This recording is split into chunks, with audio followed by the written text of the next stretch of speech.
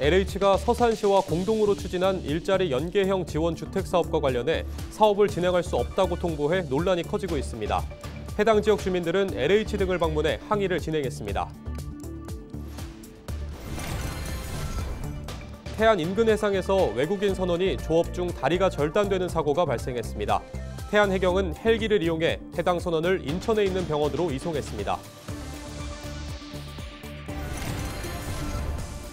경찰이 두바퀴차 교통법규 위반 행위 단속을 실시한 결과 132건을 적발했습니다. 지난해 충남 지역 교통사고 사망자 중 두바퀴차 운전자가 25% 이상을 차지했습니다.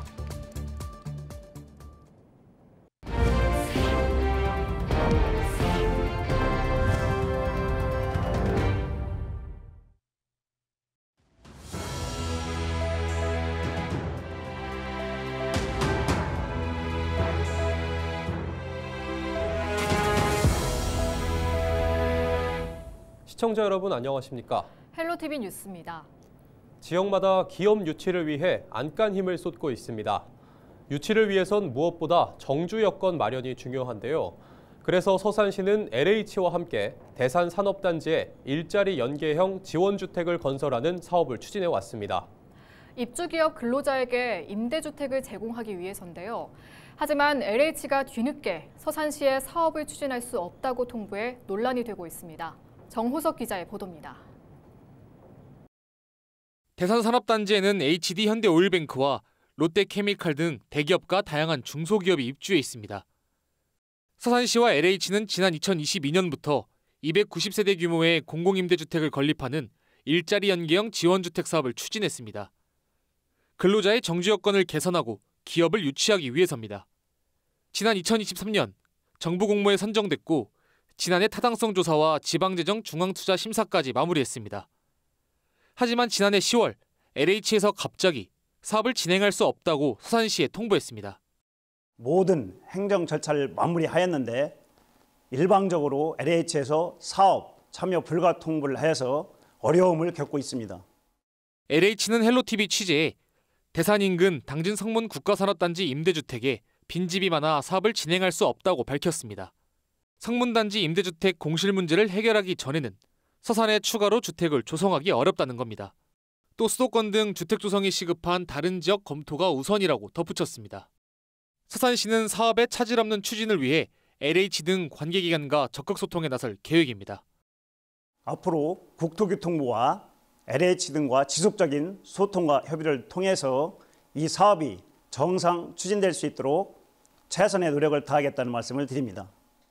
특히 이번 사업을 기다려온 대산 지역 주민들의 허탈함과 공분이 커지고 있습니다. 대산읍 이장 등 주민들은 LH와 관계기관을 방문해 항의하기도 했습니다. 네, 앞으로 대산읍 이장단 협의회 등 여러 단체 및 주민들이 단합하여 LH뿐만 아니라 국토교통부를 방문, 강력히 항의하는 등 사업이 빠른 시일 내에 추진될 수 있도록 노력하겠습니다.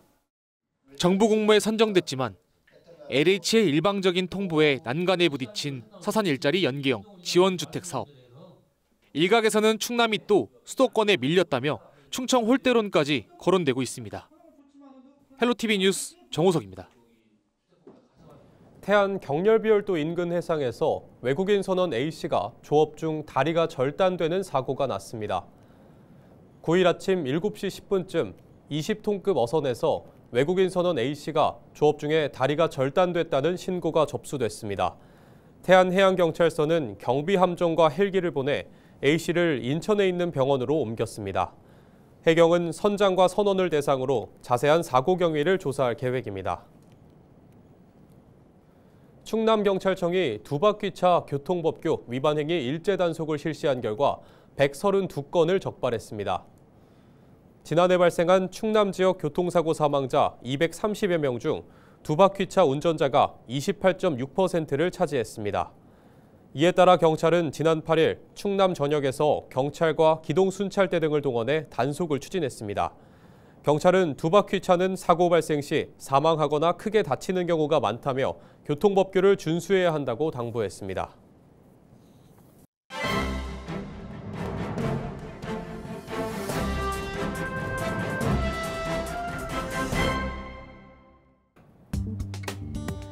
충청투데이 기사입니다. 충청권 학교들의 전기요금 부담이 지난 5년 새 급증한 가운데 일각에선 교육용 전기요금을 인하해야 한다는 목소리가 나옵니다. 2020년에서 2024년 회계연도 학교 전기요금 부담 증감 현황 자료를 보면 지난해 전기요금 부담은 총 7,260억 원입니다. 이는 5년 전인 2020년 대비 71.9% 급증한 수치입니다. 충청권 교육청의 경우 세종교육청 전기요금 부담 증감률이 81.3%로 전국에서 세 번째로 높은 것으로 나타났습니다. 이 밖에 충남교육청 71.8%, 대전교육청 68.9% 등 충청권 교육청 모두 전기요금 부담 증감률이 급증했습니다. 전국 시도교육감협의회는 지난달 27일 산업통상자원부와 기획재정부에 교육용 전기요금 판매 단가를 농사용 수준으로 인하해달라고 요청한 바 있습니다. 이와 관련해 교육부 관계자는 그동안의 교육용 전기요금 인하 추진 노력에도 불구하고 대외적 요인으로 인해 전기요금이 인상됐다며 지속적으로 요금 인하를 위해 노력하겠다고 설명했습니다. 한국전력공사는 추가 요금 인하는 다른 전기 사용자에게 부담이 전가될 수 있다는 입장입니다. 지금까지 신문 브리핑이었습니다.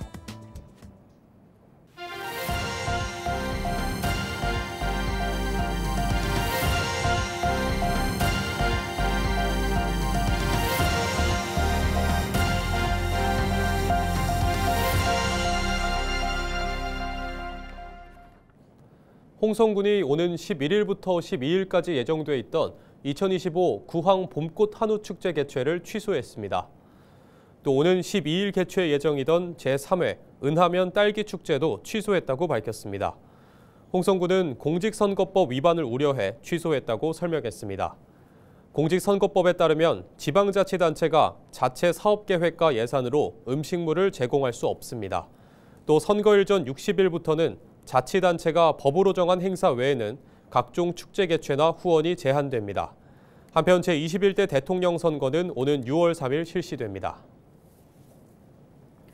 충남경찰청이 오는 6월 3일에 실시하는 21대 대통령 선거에 대비해 선거 범죄 관련 수사 상황실을 24시간 운영합니다. 충남경찰청은 수사 전담팀 16개를 가동해 선거 관련 각종 불법 행위에 대한 첩보를 수집할 계획입니다. 또 금품 수수와 허위 사실 유포, 공무원 선거 관여 등을 5대 선거 범죄로 규정해 대응할 방침입니다. 경찰은 당내 경선 관련 불법 행위에 대해서도 집중 단속할 계획이라고 밝혔습니다. 충남도의회가 충남 대전 행정통합특별위원회를 구성했습니다. 도의회는 고령화와 수도권 집중화로 인한 지방소멸 위기를 극복하고 충남과 대전의 협력 체계를 구축하기 위해 위원회를 꾸렸다고 밝혔습니다. 위원회는 내년 12월까지 활동하며 행정통합의 필요성과 추진 방향 등을 논의하고 주민 공감대 형성 등에 나설 예정입니다. 태안군이 고부가가치 품종인 해삼의 생산량을 늘리기 위해 나섭니다. 태안군은 내년까지 144억 원을 투입해 관내 어촌계 등 34곳에 해삼 대량 생산 시설을 조성할 계획입니다. 이번 사업은 지역 내 어업인의 소득 증대와 지역 경제 활성화를 위해 추진됩니다. 태안군은 이달 중으로 본격적인 사업 추진에 돌입할 예정입니다. 또 사업이 마무리되면 중국 등 대외 수출 시장에서도 경쟁력을 갖출 것으로 기대하고 있습니다. 서산시가 안전하고 쾌적한 주거 환경 조성을 위해 지역 내 산재한 노후된 빈집을 철거하는 사업을 추진합니다. 서산시는 지난해 충남도로부터 확보한 사업비 3억 원 등 8억 원을 투입할 예정이며 이는 지난해 대비 3억 원 증가한 수치입니다. 이에 따라 그동안 철거 면적이 커 사업 대상지로 선정되지 못했던 빈집을 포함해 사업을 추진할 예정입니다. 서산시는 40곳을 대상으로 1차 실시 설계 진행을 마무리한 후 사업 대상지를 추가 선정해 사업을 추진할 방침입니다. 당진시가 산업단지 내 기숙사 임차료를 지원합니다. 당진시는 기업 인력난을 해소하고 정주 여건을 개선하기 위해 임차료를 지원한다고 밝혔습니다. 지원 대상은 아파트와 빌라 등을 임차해 근로자에게 기숙사로 제공하고 있는 산업단지 내 중소기업입니다.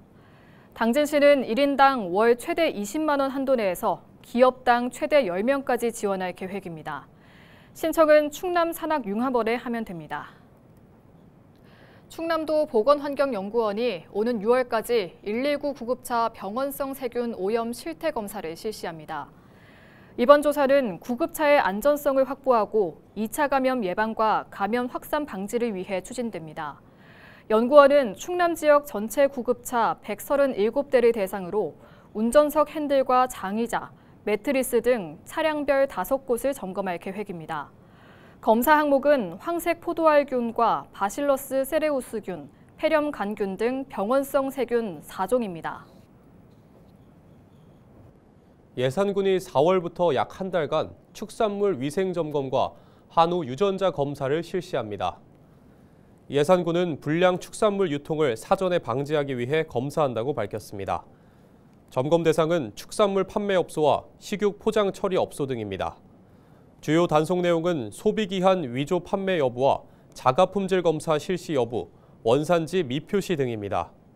이와 함께 학교급식 납품업체를 대상으로 한우 유전자 검사와 유전자 동일성 검사를 진행할 계획입니다.